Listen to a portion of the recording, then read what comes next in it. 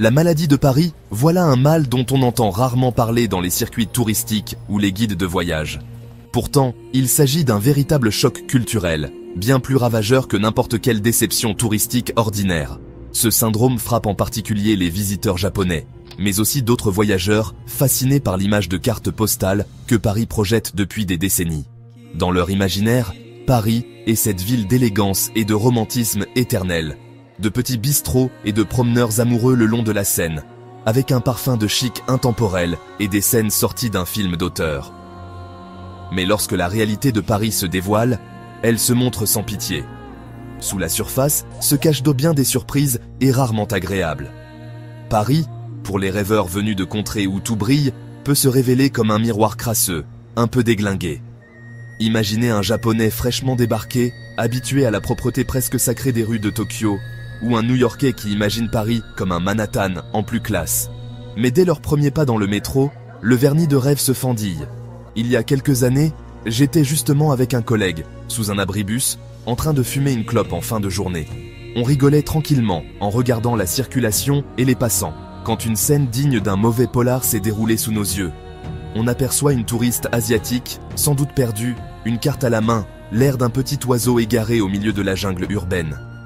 Elle semblait hésitante, cherchant probablement des repères dans un Paris qui ne ressemblait pas du tout à ce qu'elle avait en tête.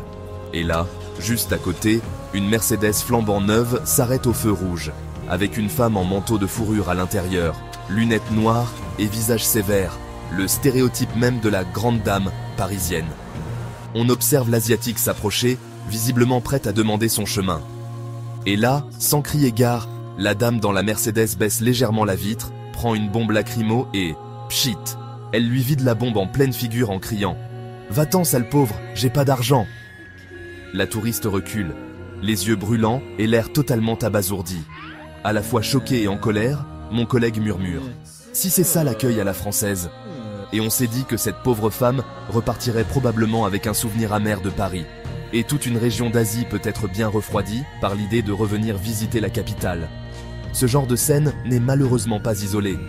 Dans le métro, l'ambiance est parfois tout aussi brutale, loin de la courtoisie qu'on imagine. On parle souvent de « la magie du métro parisien », mais pour les visiteurs, elle peut être rapidement éclipsée par des réalités autrement plus dures.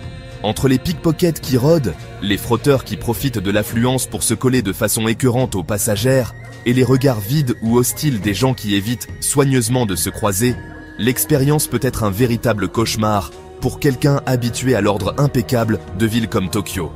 Là-bas, un simple acte d'incivilité est souvent perçu comme une faute grave. Alors, imaginez l'effet de voir un type en train de fumer un joint, ou pire, un fumeur de crack qui, dans un coin du métro, se prépare une pipe sous les yeux des passants comme s'il prenait son petit déjeuner. Et n'oublions pas les quartiers fréquentés par les travailleurs du sexe, où des mineurs sont parfois jetés dans cette précarité sordide. Un autre visage de Paris que l'on préfère ne pas voir, mais qui saute aux yeux de tout étranger qui s'aventure un peu trop loin de la rue de Rivoli. Dans ces ruelles sombres, les regards curieux des touristes sont rapidement remplacés par des regards baissés, car ce qu'ils découvrent n'a rien de romantique. Ce Paris-là choque, dérange et laisse une impression amère. On comprend alors que pour ces visiteurs, le choc ne vient pas de la seule ville, mais de la société dans son ensemble. Les Français aiment leur ville, ils la connaissent, mais n'en attendent pas la perfection, et acceptent peut-être même ce chaos comme une part intégrante de l'authenticité parisienne. Mais pour ceux qui viennent de pays où le simple fait de ne pas trier ses déchets est déjà une faute, cette anarchie quotidienne devient vite un poids insupportable. C'est là que naît ce fameux syndrome, cette désillusion brutale, cette douleur psychologique qui frappe certains étrangers en découvrant que Paris est loin, très loin du conte de fées qu'on leur a promis.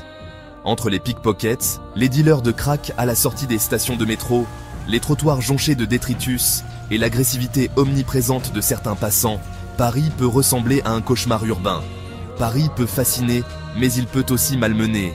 Et ce mélange d'attirance et de dégoût s'avère pour certains visiteurs un cocktail aussi toxique qu'une journée de pluie sous la tour Eiffel, le tout parfumé au gaz d'échappement et aux insultes. Alors oui, la maladie de Paris existe bien. Elle n'est pas seulement le fruit d'une idéalisation excessive, mais le résultat de l'écart brutal entre une image glamour et une réalité bien plus tranchante.